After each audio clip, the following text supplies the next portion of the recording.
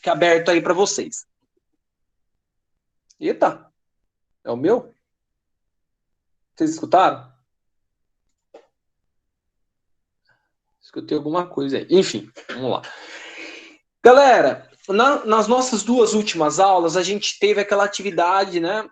Um momento ali de partilha em conjunto com a pastoral, né? O mês de agosto é um mês aí dedicado às vocações, né? Todo momento se discute vocação, pode estar se discutindo vocações, né? Mas o mês de agosto é um mês onde que dá uma maior ênfase a esse mês vocacional. E aí a perspectiva da escola, em conjunto com a pastoral, né, que é a disciplina, foi trazer alguns convidados, e aí a gente trouxe, né, as vocações conforme a igreja nos coloca. Então, a vocação matrimonial, a vocação do laicato, do leigo, né, religioso, né, o leigo que é atuante dentro da igreja, a vocação religiosa, e aí o mais próximo da gente é as irmãs, mas aí na última aula o Frei, né, o Frei Capuchino, muito engraçado ele, inclusive, e no primeiro encontro, o padre Luiz Henrique.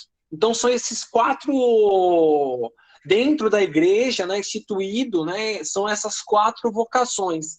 Mas o que eu espero que tenha contribuído para vocês? Não necessariamente, apesar de trazer alguns convidados, né, dentro da igreja, que discute na perspectiva da igreja, eu espero que a história de vida deles tenha contribuído de alguma maneira nessa escolha. Então, o que dá para a gente pensar sobre a vocação? Algo que antecede a nossa escolha profissional, né?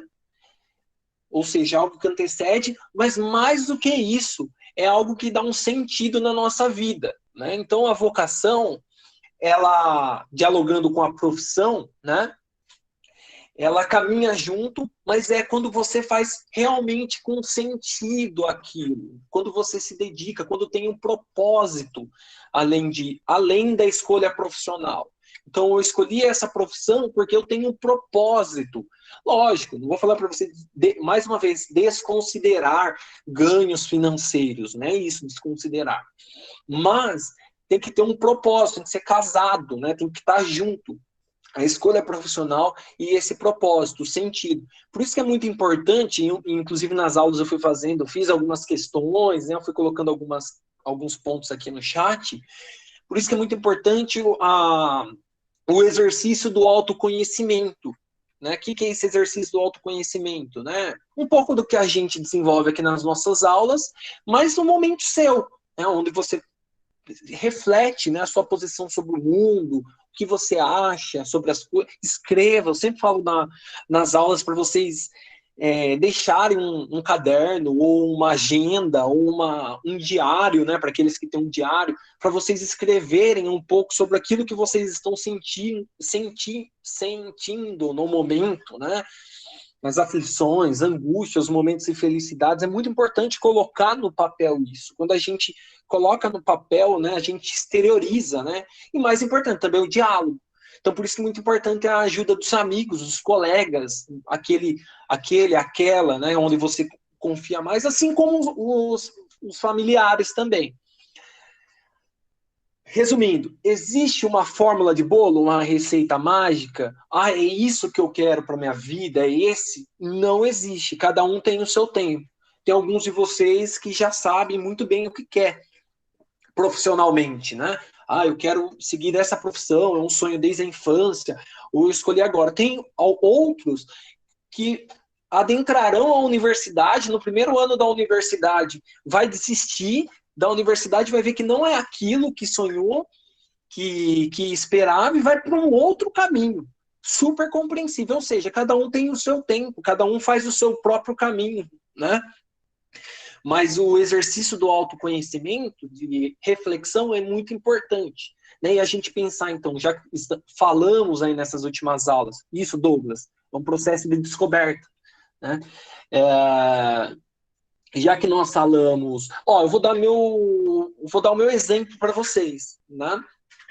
Eu sou formado nas ciências sociais, então eu sou habilitado nas disciplinas de sociologia, né? A própria filosofia também eu sou habilitado, mas a minha formação é em ciências sociais, em sociologia, assim como o professor André. E aí, galera, eu sempre tive uma formação na minha infância e adolescência, eu tive uma formação muito forte em grupos de jovens, fui croinha, fui legionário, né? E depois de um tempo, eu acabei me afastando da igreja, mas esse conhecimento que eu tive na igreja, desde a minha infância, minha formação na adolescência, acabou contribuindo para eu estar ministrando essa disciplina. Por quê? Porque para a disciplina de ensino religioso que vocês tinham desde o 8º ano, né, vocês têm comigo, é preciso ter essa formação em filosofia ou sociologia, porque são áreas, né, o profissional que é habilitado em ministrar essa disciplina, assim como os teólogos também, que é uma outra graduação, né, que os padres geralmente, mas não é só para padre, né, teologia é uma outra graduação. São essas áreas que é habilitada. E por que eu estou falando do meu exemplo? Porque olha como que o mundo vai, né? Eu nunca que imaginava que eu ia estar ministrando uma disciplina de ensino religioso quando eu entrei na graduação. Para mim, eu ia dar uma disciplina de sociologia, de filosofia. Mas foi aparecendo algumas oportunidades e a gente vai pegando. E a gente... Então, a nossa vida é cheia desses caminhos, né? Desses caminhos que a gente muitas vezes não acredita que vai para determinada direção, mas a vida acaba muitas vezes nos colocando. Mas mais do que isso, porque eu dei o meu exemplo, a ideia é a escolha com um propósito. Então, como eu estou falando do meu exemplo, né? Tipo, a sala de aula. Muitos colegas falam, nossa, Thiago, meu, como que é sala de aula? Meu, quando era no 9º ano, causava, você tinha uma paciência, sei que lá. Galera, quando você tem um propósito, como você ama aquilo que faz, todo tipo de atribulação, né? Todo tipo de coisas que não é tão legal, é minimizado. Né? Então, você tem um propósito maior para aquilo. Né? Então, estou dando o meu exemplo, mas isso dá para pegar em cada profissão. Quer dizer que todas as profissões é um mar de rosa? Ah, eu vou fazer medicina, mas é um mar de rosa. Meu, médico trabalha para caramba. Ah, vou fazer arquitetura, vou fazer engenharia. Meu, são profissionais que trabalham para caramba. Existe desemprego, existe dificuldade de adentrar no mercado de trabalho. Assim como administrador, enfermagem, o próprio professor. Então, todas as profissões, por mais prestigiada que ela é na sociedade, né, Tiagão Guerreiro, valeu. Por mais prestigiadas que ela é na sociedade, tem dificuldades, não existe mar de rosas. Né? Se vocês... E o que faz continuar, galera, né, galera? É o propósito, é aquilo que faz sentido. Então, eu vou exercer aquilo, a minha escolha vai ser realizada porque faz um sentido para mim. Beleza? Então, eu espero que os convidados, de alguma maneira, tenham contribuído aí para vocês, né? Ajudar no processo aí de descoberta, conforme até o Douglas colocou, de descoberta, de autoconhecimento, e saber que nós nunca estamos prontos, tá? A gente sempre está num processo aí de construção e ressignificação, tá? Inclusive eu, professor, tipo, eu estou preparando aula para vocês e estou dando aula para vocês, eu aprendo, parece até um clichê o professor tá falando isso, mas tipo, eu aprendo demais muitas vezes em sala de aula, muitas vezes colocações que vocês nos colocam. Então é essa troca, a gente nunca vai estar totalmente prontos. A gente pode estar formado, super bem formado, né, na escolha profissional, mas sempre a gente vai estar em construção. Então, espero que esses convidados tenham, de alguma maneira, contribuído para vocês, né, nas suas escolhas. Beleza? E nos sentir... E saber que o medo, né, nas últimas aulas teve, nas partilhas, teve algumas questões, eu nem lembro se foi nessa turma, na verdade, mas teve algumas turmas que a palavra medo, né? Você teve medo em seguir essa escolha, né? O medo faz parte, né, galera? Faz parte, é humano o medo. Quando a gente sai da nossa zona de conforto, automaticamente a gente tem medo do que há de vir, né? Então é normal. Agora, eu acho que até o Frei tinha colocado naquela partilha dele, né? O nosso medo, né? Nosso medo não pode ser maior do que o nosso sonho. Eu lembro que ele tinha feito uma fala nesse sentido. mas o medo faz parte, as angústias faz parte, a infelicidade também faz parte, tá? Beleza? Então, e que a coragem, né? Uma coisa é ter medo, outra coisa é ser... que agora eu esqueci a palavra, mas depois eu lembro para vocês. Mas uma coisa é ter medo e outra coisa é ser... Esqueci agora, mas depois eu retomo. Depois eu lembro aqui a palavra. Nossa, gente, tô com ela na cabeça aqui. Beleza? Mas espero que tenha contribuído de alguma maneira para vocês. Se vocês, por acaso, gostaram ou quiserem voltar a conversar com eles, né, eu posso, inclusive teve colegas que entraram em contato comigo, mas posso passar o contato de e-mail, né? Existem as redes sociais aí, Facebook, eles têm Facebook, o Instagram, propriamente o e-mail, a pastoral pode também estar trazendo para o Fala Coração novamente, beleza? Então tá bom. Pessoal, sobre a prova periódica, a gente já está entrando na trimestral e o professor soltou as notas. Acho que vocês viram, tá, como desvincular aquilo que nossos pais querem que sejamos e aquilo que queremos ser. É o desafio, né, Isa? Os nossos pais têm muita nos influenciam muito, né, Isa? Alguns mais, outros menos. Eu tenho certeza que aqui na sala tem alguns pais que é bem mais. Não, você tem que fazer tipo, essa área ou essa. Já tem alguns outros pais que são muito, muito tranquilos.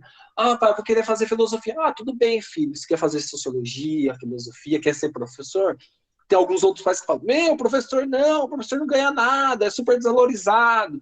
Então, assim, é de cada família. Mas eu acho que é muito importante, é muito complicado colocar, né?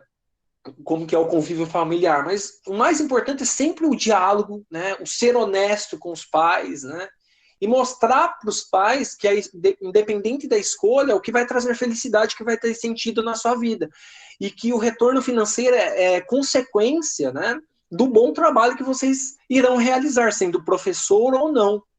Ou sendo, eu estou dando o exemplo do professor, porque sempre fala, professor é desvalorizado, né? Sociedade não dá valor, ganha pouco, então por isso que eu estou dando o exemplo do professor. Mas é complicado realmente desvincular, Isa. Mas depende de cada família. Tem família que é mais, que influencia mais a escolha, tem família que é menos. E aí, galera, parte um pouco daquelas aulas. Vai digitando aqui, tá, gente? Ó, quiser me ligar o microfone, beleza? De boa. E aí vai das aulas que nós discutimos a ideia de identidade. A nossa constituição, a nossa formação de identidade, né? Vocês, principalmente, né, nessa idade, né? A gente vai, lógico, temos muitas influências dos nossos pais, da nossa família, da nossa formação, mas vocês vão modelando, vocês vão construindo a sua própria identidade. E a escolha profissional faz parte disso, né? Tem algumas famílias que vai muito na direção. Então, a família é uma família de advogados, né? Tem uma herança histórica. O avô, o pai, os tios são advogados. Os pais são médicos, o avô foi médico, os pais, e eu quero fazer medicina, ou engenheiro, ou administrador, ou professores. Tem muito disso. Mas não é uma regra, né? Cada um é cada um vai construir a sua identidade aí, as suas escolhas. Mas é complicado, Isa. Mas eu acho o seguinte, se eu tiver que falar para vocês, eu acho que o diálogo, né, e a sinceridade desde sempre com os pais. Então, beleza, Isa? Mas é um ponto bem colocado. Eu acho que é uma questão importante, porque o que acontece? Talvez, se tem alguns pais que falam de determinada escolha, o pai não faz por mal. O pai fala assim, não, vai para uma determinada área porque o pai está visando futuramente uma profissão onde o retorno financeiro será mais rápido e terá um retorno financeiro melhor. Então, muitas vezes, a família não faz por mal, não é porque a família, eu vou fazer, né? Mas pela experiência de vida que as famílias têm, que os pais têm, fala assim, não vai para essa profissão. Faz essa profissão primeiro, faz essa graduação primeiro, né? Que você vai ter um retorno financeiro, vai ter uma qualidade de vida. Então é importante a gente também se colocar no lugar dos pais, né, galera? Mas é isso, a escolha é algo que vocês terão que enfrentar e talvez, em alguns momentos, até ter um conflito com a família. né? Faz parte da nossa vida. Gente, nessa aula, ainda estamos na unidade sobre valores, o tema da nossa aula é respeito é bom e nós gostamos, dentro aí da ideia de projeto de vida. E quando a gente fala de respeito, sempre a gente se coloca aí, até coloquei algumas palavras grifadas aí para vocês, mas a ideia de respeito é muito abstrato, por mais que ela se manifesta na realidade, né, gente? Eu falo abstrato porque tipo, quando você fala em respeito é muito abstrato. O que é o respeito, afinal? Né? E sempre a ideia do outro. Eu respeito para ser respeitado. A minha liberdade termina quando começa a sua liberdade. Existem esses tipos de formulações, né, que ela tem como uma base a ideia do respeito. E a ideia do outro também, lógico, de se respeitar, mas a ideia do outro, né? Então, nessa aula, a intenção é a gente discutir um pouco essa noção de respeito, né? Inclusive o tema aí, respeito é bom e nós gostamos. Deixei esse material para vocês sobre a noção do outro, né? A noção do outro se generaliza em uma ideia de humanidade ou de sociedade destacada do real, e não como algo que se experimenta no presente. Então, o próprio conceito de respeito é muito cultural, né? Do sistema político onde nós estamos inseridos. Então, a gente vai pegar o liberalismo, né? Não vou nem falar de sistema econômico, vamos falar o liberalismo político, né? Essa forma de governo, essa noção de mundo, né? O respeito está muito baseado nessas bases, né? Lá do iluminismo. Então, é muito, quando se fala de um conceito, ela está, claro, fundamentado numa visão de mundo, beleza? O respeito na sociedade ocidental pode ser muito diferente de um respeito numa comunidade tribal, né? Numa sociedade simples, assim a gente pode colocar, no interior da floresta amazônica, uma comunidade indígena. Então, o respeito colocado ali, se existe essa formulação de respeito, veja. Então, por isso que é abstrato.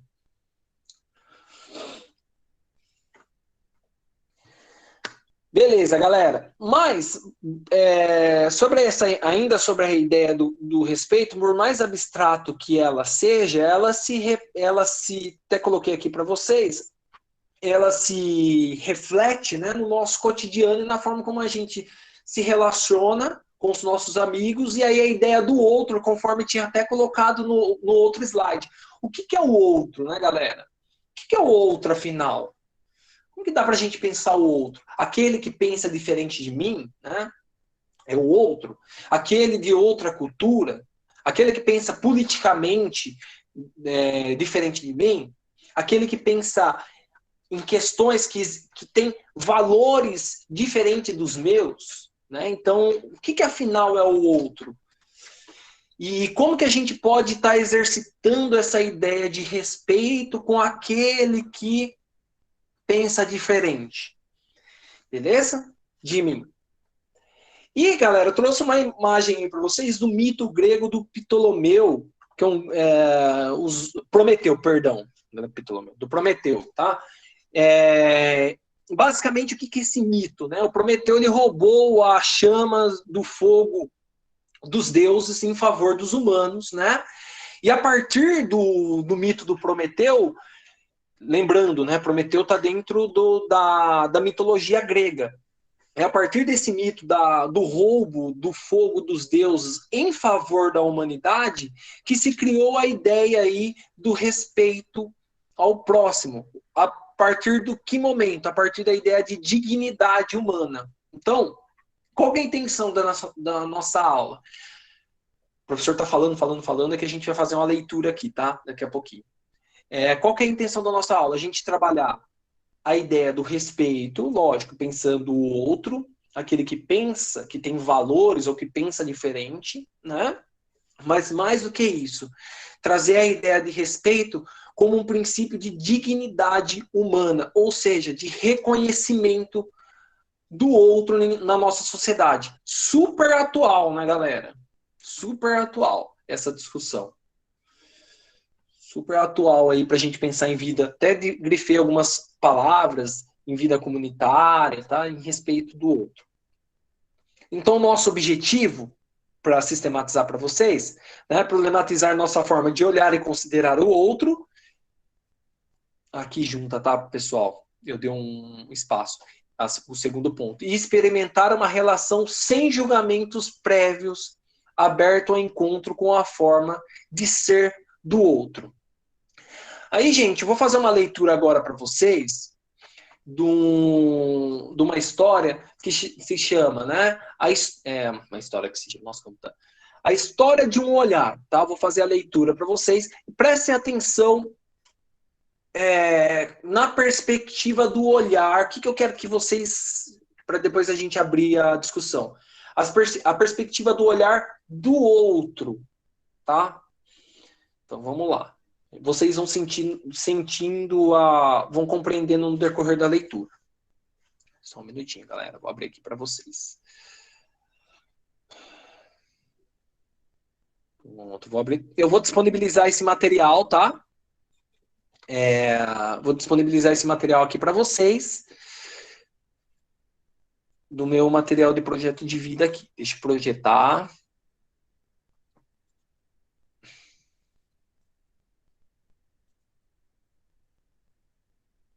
Peraí que tô vendo que tá fora aqui, tá?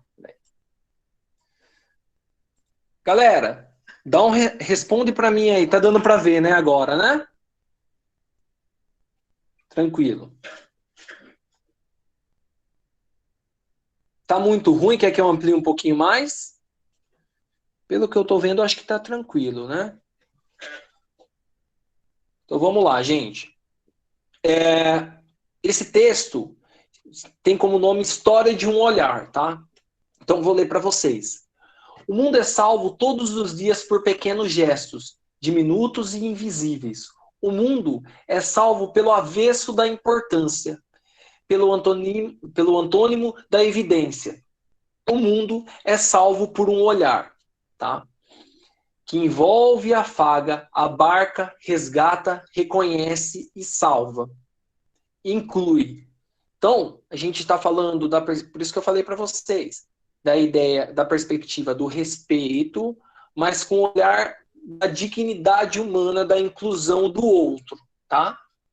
Então, por isso que essas falas iniciais de abarcar, de resgatar, de reconhecer, de salvar, de incluir aqueles que são até então invisíveis aos nossos olhos.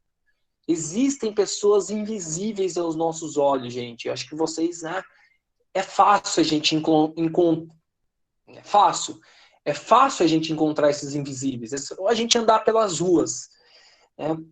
Aqueles que estão nas situações mais vulneráveis possíveis. Tá? Então é nessa perspectiva o texto, beleza? Essa é a história de um olhar que enxerga, e por enxergar, reconhece. E por reconhecer, salva. Então veja, né? Essa é a história de um olhar de uma educadora chamada Eliane Vante e de um andarilho chamado Israel Pires. Um olhar que nasceu na Vila Kempas. Dizem que em grego, Kempas significa pedras. Por isso, um nome tão singular para uma vila de Novo Hamburgo. Kepas foi inventada mais de uma década atrás, pedra sobre pedra. Mais uma década atrás, nossa, gente. Mais uma década atrás, pedra sobre pedra, em regime de mutirão. Eram operários da indústria naquele tempo, nada longínquos. Hoje, desempregados na indústria, biscateiros, papeleiros e excluídos. Gente, Novo Hamburgo fica no Rio Grande do Sul, tá? A região metropolitana do Rio Grande do Sul, beleza? Cidade do Sul aí. Então fala um pouco sobre essa vila que foi construída por operários, né? Dessas indústrias. Hoje, pelo que dá para perceber aqui, que a autora coloca, né? É uma região que é uma vila onde esses empregados, grande parte dessas famílias que construíram esse bairro, né? Que tinha como base as indústrias ali, estão desempregados, né? E aí estão nas piores condições possíveis. Então, os biscateiros, o que são os biscateiros? Né? São os pequenos vendedores de quinquilharias, a gente pode colocar dessa forma, né? Papeleiros, né? Catador de papelão, enfim. Nesta Quepas, cheia de presságio e de misérias, vagava um rapaz de 29 anos com o nome de Israel. Porque em todo lugar, por mais cinzento, trágico e desesperançado que seja, há sempre alguém mais cinzento, trágico e desesperançado. Há sempre alguém para ser chutado por expressar a imagem síntese, renegada e assustadora do grupo. Israel, para a Vila Quepas, era esse ícone, um enjeitado da vila enjeitada. A imagem indesejada no espelho. Imundo, meio abilolado, mal cheiroso, Israel vivia atirado num canto ou no outro da vila. Filha de pai pedreiro e de mãe morta, vivendo em uma casa cheia de fome, com a madrasta e uma irmã doente, desregulado das ideias segundo o senso comum, nascido prematuro, mas sem dinheiro para o diagnóstico, escorraçado como um cão, torturado pelos garotos maus, amarrado, quase violado. Israel era cuspido, era apedrejado. Israel era uma escória da escória. Então, né, gente, tem a imagem, né, do Israel. Essa pessoa que né, que dá pra gente, né, uma família, segundo o senso comum, uma família desestruturada, com vários problemas, né, um retrato fiel aí da sociedade brasileira que a gente vê, né? Um dia, Israel se aproximou de um menino de 9 anos chamado Lucas. Olhos de amêndoa, rostos e esconderijo. Bom de bola, bom de rua. De tanto gostar do menino que lhe sorriu, Israel o seguiu até a escola. Até a porta onde Lucas desaparecia todas as tardes, tragado sabe-se lá por qual magia. Até a porta onde as crianças recebiam cucas e leites. Israel chegou até lá por fome, de comida, de afago, de lápis de cor, fome de olhar. Aconteceu nesse inverno, Eliane, a educadora descobriu... Aconteceu nesse inverno. Eliane, a educadora, descobriu Israel, desajeitado, envergonhado, quase desaparecido dentro dele mesmo. Um vulto, um espectro na porta da escola. Com um sorriso inocente e uns olhos de vira-lata pidão, dando a cara para bater porque nunca foi capaz de escondê-la. Eliane, lembrando que Eliane é educadora, né? Eliane viu Israel. E Israel se viu refletido no olhar de Eliane. E o que se passou naquele olhar é um milagre de gente. Israel descobriu um outro Israel navegando nas pupilas da educadora. Vamos lá. Terno, especial, até meio garboso. Israel descobriu nos olhos da educadora que era um homem, não um escombro. Capturado por essa irrestrita imagem de si, Israel perseguiu o olho de espelho da educadora. A cada dia dava um passo para dentro do olhar. E quando perceberam, Israel estava no interior da escola. E quando viram, Israel estava na janela da sala de aula da segunda série C, com meio corpo para dentro do olhar da professora. Uma cena e tanto. Israel na janela, espiando para dentro. Cantando do lado de fora, desenhando com os olhos. Quando chamava, fugia correndo. Escondia-se atrás dos prédios. Mas devagar, como um bicho acuado, que de tanto apanhar ficou ressabiado, foi pegando primeiro um lápis, depois um afago. E num dia de agosto, Israel completou a subversão, cruzou a porta e pintou bonecos de papel. Israel estava todo dentro do olhar da educadora. Perceba, galera, que tem uma... qual que é a visão do texto, né? É a ideia do olhar, né? Então, vamos lá. E o olhar começou a se espelhar, se expandir, engolfou toda a sala de aula. A imagem se multiplicou por 31 pares de olhos de crianças. Israel o paria. Tinha se transformado em Israel, o amigo. Ganhou roupas, ganhou pasta, ganhou lápis de cor. E no dia seguinte, Israel chegou de banho tomado, barba feita, roupa limpa, igualzinho ao Israel que havia avistado no olho da professora. Então, né, trazia até umas pupilas novas, enormes, em forma de faixa. E um sorriso também recém-inventado. Entrou na sala de aula, onde a professora pintava no chão. E ela começou a chorar. E as lágrimas da professora, tal qual um vagalhão, terminaram de lavar a imagem acossada, ferida, flagelada de Israel. Israel, capturado pelo olhar da educadora, nunca mais abandonou. Vive hoje nesse olhar em formato de sala de aula, cercada por 31 pares de olhos de infância que lhe contam a história, puxam a mão e lhe ensinam palavras novas.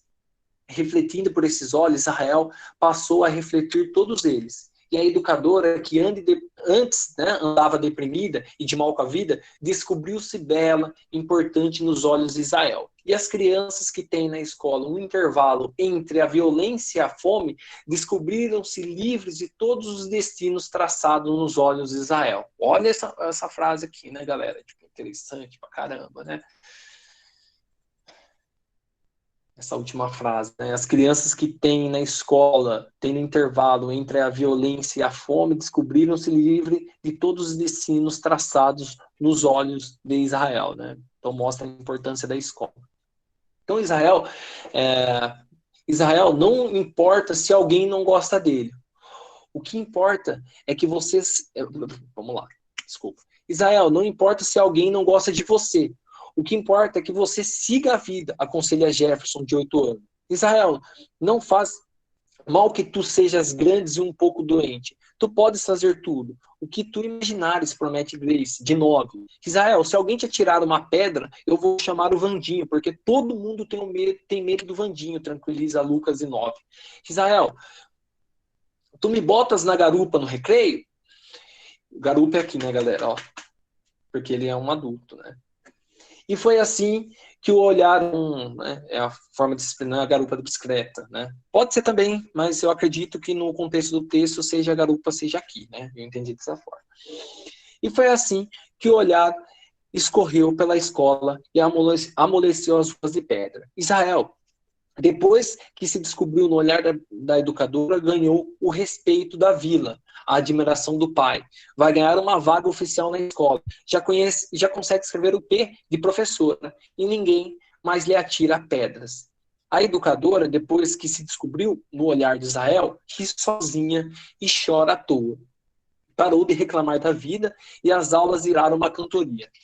A redenção de Israel foi uma revolução da educadora. Em 7 de setembro, Israel desfilou pintado de verde e amarelo, aplaudido de pé pela Vila Pedra, que é o bairro, né?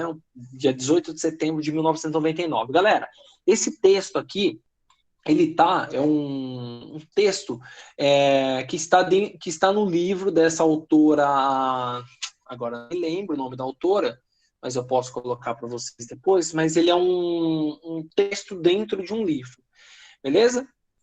Deixa eu fechar aqui para vocês.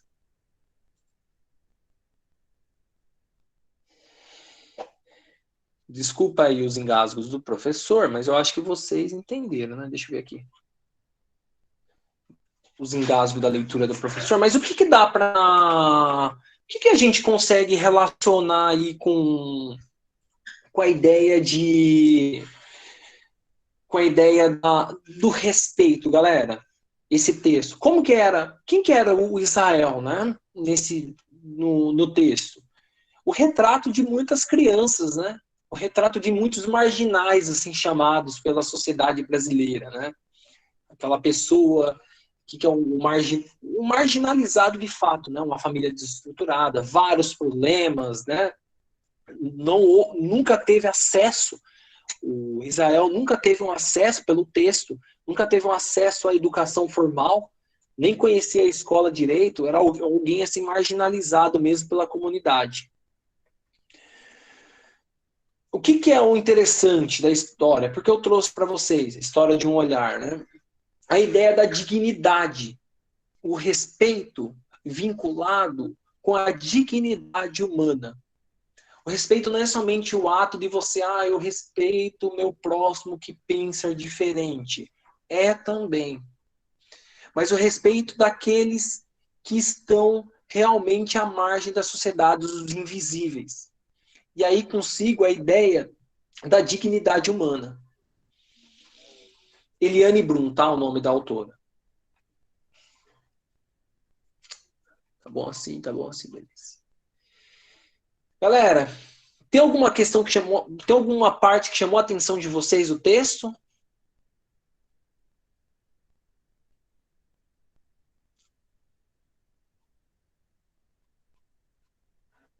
Quero saber de vocês aí. Algum ponto que chamou a atenção?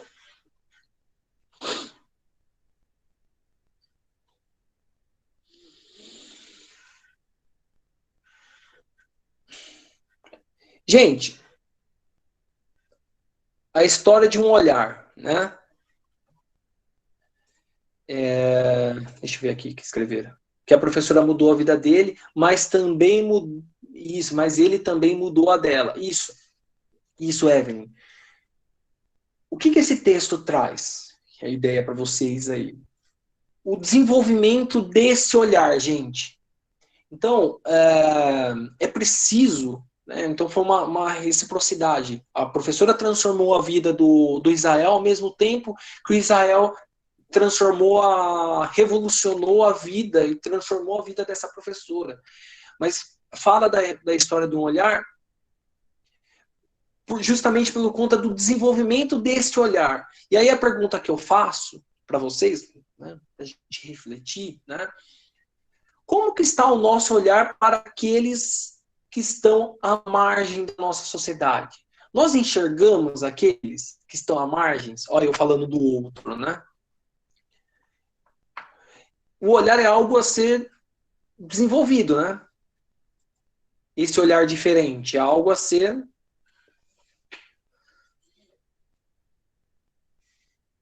é algo que, né, que a gente constrói, é algo que se aprende, né?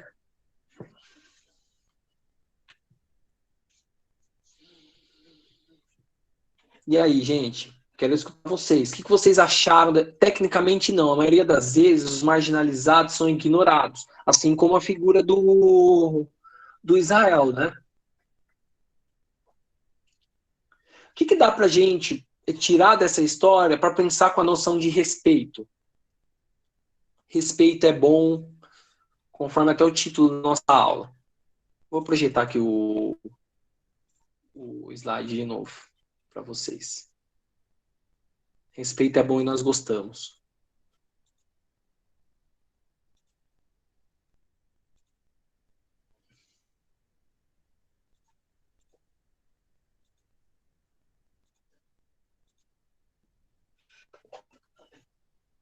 E aí, galera, o que dá para tirar dessa história aí? Do desenvolvimento do olhar e da noção de respeito, direitos iguais. Não é porque a pessoa é marginalizada que ela deve viver em condições extremas. Isso faz parte do respeito.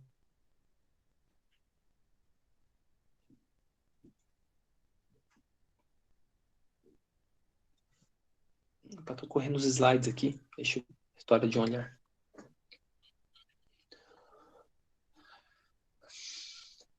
Ou seja, né?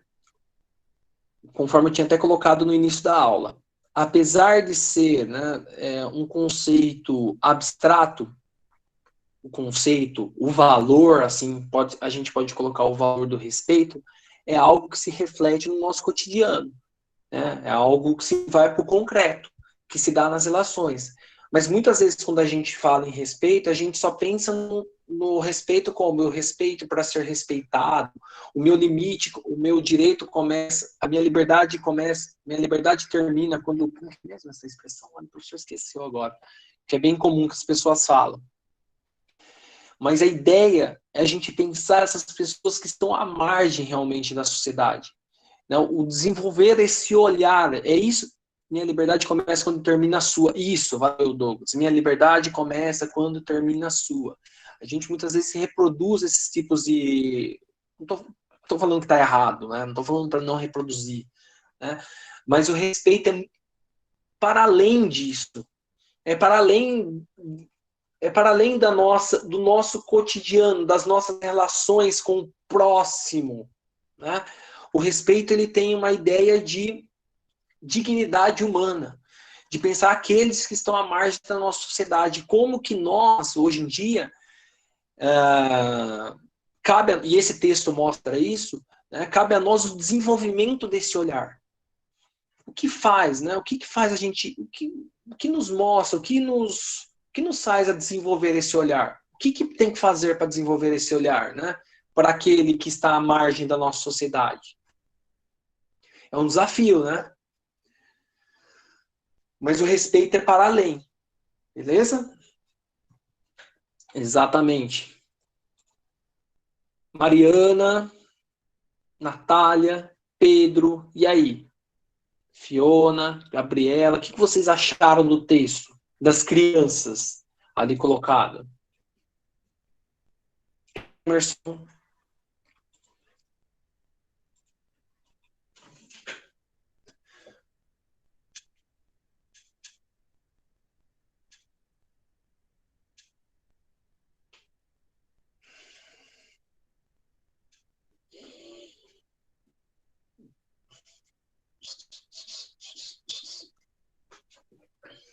Augusto é uma cidade muito individual. Falta olhar ao redor.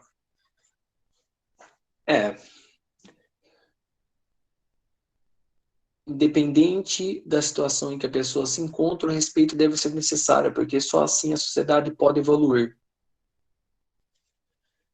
Então, a ideia da evolução, da hora também, Douglas. Independente da situação em que a pessoa... A meio texto, Fiona. Que bom.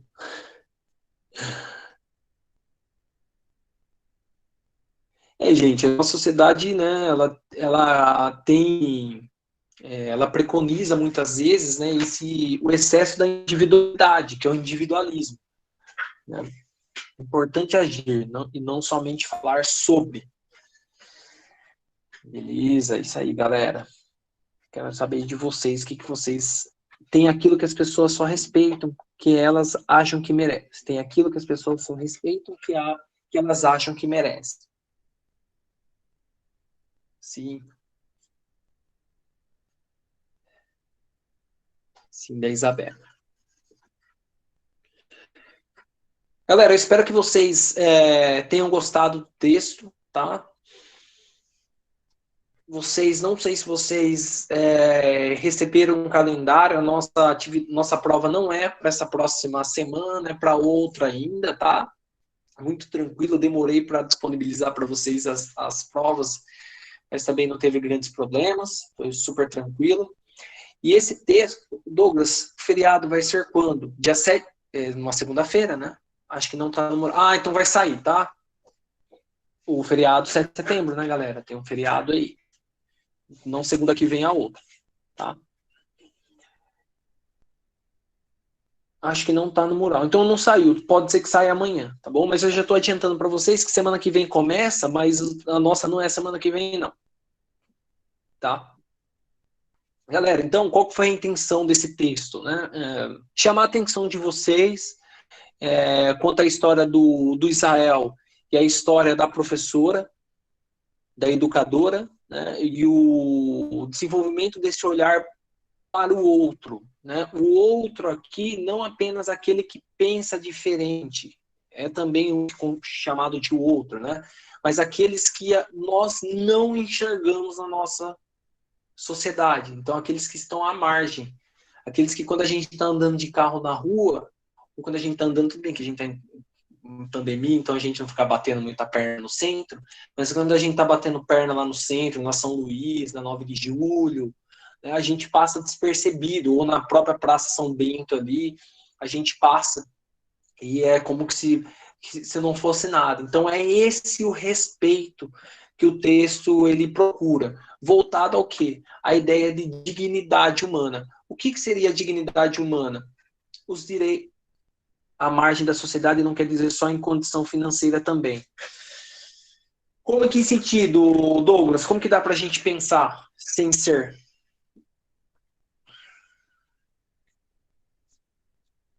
Entendi do professor aí.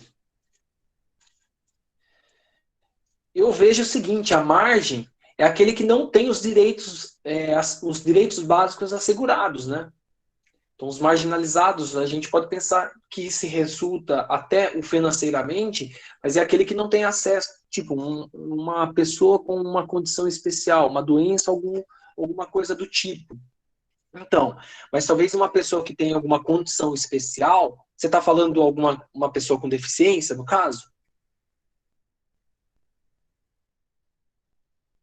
Então, é complicado, mas se essa pessoa com deficiência ela tem o acesso aos direitos básicos assegurados, a comunidade LGBT é o exemplo disso. Querendo ou não, é uma pessoa à margem da sociedade. Então, é uma discussão que dá da hora, dá para a gente ampliar, uma boa, Isa, e o que o Douglas colocou. Mas quando a gente também fala à margem, as pessoas que não têm os direitos, né, os direitos básicos assegurados. Então, sim, a comunidade LGBTQ+, né, tem uma grande, quer dizer que todas as pessoas pertencentes, ó, eu falando como outro, tá, gente? Mas é só para exemplificar. Quer dizer que todas as pessoas pertencentes a os gays, lésbicas, todas as pessoas pertencentes à comunidade LGBT estão à margem da sociedade? Não, galera. Tá? Tem uma ideia de ter os direitos básicos assegurados, tá? Mas sim, tem muitas pessoas dentro da comunidade, desses grupos, que estão à margem, sim, da sociedade. Tá? Mas não quer dizer que todos. Tá? Então, a ideia não é generalizar em si, tá? O que é a dignidade, ao meu ver? E aí talvez vocês podem discordar com o professor também, tá? Ao meu ver, a ideia da dignidade ela passa como você ter os seus direitos representados, né? Vem a ideia da representatividade também, representados e os seus direitos básicos assegurados, tá? Então, você ter acesso a uma educação. Então, uma criança, uma pessoa que tem algum tipo de deficiência, colocando dessa forma, tá? Ela, grande parte dos casos tem muitas pessoas que não têm acesso, mas existem pessoas que têm o acesso, sim. Ah, professor, mas esse acesso não é um acesso de qualidade. Aí é uma outra discussão. Pode ser que não tenha esse acesso de qualidade. É a mesma coisa sobre a educação. A educação é assegurada? A educação pública é assegurada? Quer dizer que a educação pública é de qualidade? Não é de qualidade, mas é assegurada. Tá? Aí vai uma discussão sobre se é de qualidade ou não, assim como a saúde. Mas, ao meu ver, é isso. O Israel, ele mostra essa pessoa, ela mostra essa imagem. Esse homem de 30 anos que nunca teve acesso a nada. Ele não conhecia a escola, basicamente. Tá? Então, ela passa também por uma questão financeira, tá, Douglas? Os direitos com a ideia de dignidade, com o acesso, né, aos direitos básicos. Querendo ou não, uma pessoa... Beleza? Gente, reflita sobre esse texto, se vocês, vou deixar disponibilizado, se vocês quiserem ler, se vocês quiserem discutir com os pais de vocês sobre esse texto, essa ideia das pessoas em condição de marginalidade, a gente pode colocar, e esses pontos que vocês levantaram aí. Tá? Beleza? Então, fechando, né? Porque já vai meio de meio. Já deu meio de meio. Só fechando aqui. Então, a história de Israel é da educadora. Qual foi o objetivo, né? Pensar essa noção de respeito e o desenvolvimento desse olhar, né? O desenvolvimento de enxergar aqueles que são invisíveis à nossa sociedade. Beleza? Que sim, se encontrem muitas das comunidades citadas aqui por vocês, grupos, né, que estão à margem, né, mas basicamente quando a gente fala em dignidade humana, é os seus direitos básicos não assegurados. Educação, moradia, alimentação, saúde, tá? E o nosso E o que cabe a nós, né? Promover, como foi até colocado em numa das falas lá em cima, promover ações, né? Aquela educadora, numa ação tão simples, resgatou e incluiu, né, aquela pessoa que estava à margem. E o que cabe a nós. Beleza? Pessoal, a gente fica por aqui então.